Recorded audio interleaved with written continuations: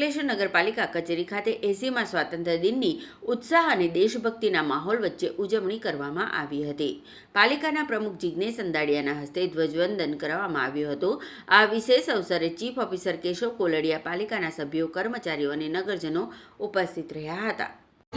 આપને આઝાદીનો શ્વાસ લઈ રહ્યા છે, સ્વાભિમાનથી મસ્તક ઊંચું રાખીને જીવી રહ્યા છે, તેનો શ્રેય હજારો લાખો દેશભક્તોની શહીદી, ત્યાગ, બલિદાન તથા સર્વસ્વ અર્પણ કરવાની ભાવનાને આભારી છે। તેવા સો દેશભક્તોને નમન સાથે કોટી કોટી વંદન। 15મી ઓગસ્ટ 1947 બાદ દેશ માટે હર હંમેશ કાર્ય કરનાર સર્વે કર્મચારી મિત્રો, સેનાના વીર જવાનો, ખેડૂતો, ડોક્ટર, શિક્ષકો સર્વેનો આ તબક્કે યાદ કરીને ઋણ સ્વીકાર કરીએ છીએ।